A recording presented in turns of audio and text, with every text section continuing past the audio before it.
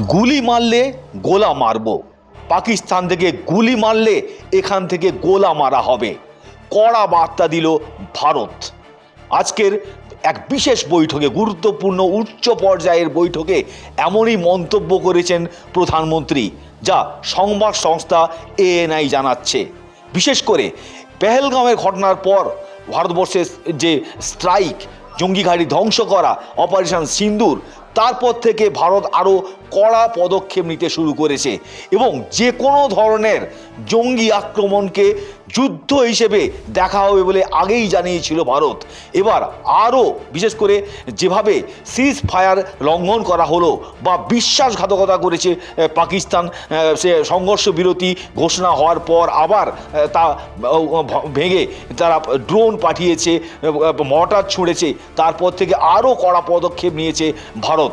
সিন্ধু জল বন্টন চুক্তি এখনও বাতিল রেখেছে। যে সমস্ত চাপ, আন্তর্জাতিক ক্ষেত্রে চাপ বাড়ানোর সেই কৌশল তো রয়েছেই, তার পাশাপাশি পাকিস্তানের উপর আরও যাতে চাপ বাড়ে, সে দেশে জলে যাতে অভাব ঘটে, শুধু তাই নয় ব্যবসার ক্ষেত্রে যাতে সমস্যা হয়, তার জন্য যে সমস্ত চাপ সেগুলো আগে থেকেই ছিল। এবার কিন্তু স্পষ্ট করে দিয়েছে যে যদি কোনোভাবে গুলি আসে ওপার থেকে, তাহলে এপার থেকে গোলা যাবে। এবং ইতিমধ্যে ভারতবর্ষ দাবি করছে, যা সংবাদ সংসদ সূত্রে জানা যাচ্ছে, যে অপারেশন সিঁদুরের মাধ্যমে তিনটি বড় উদ্দেশ্য সাধন করেছে ভারতবর্ষ।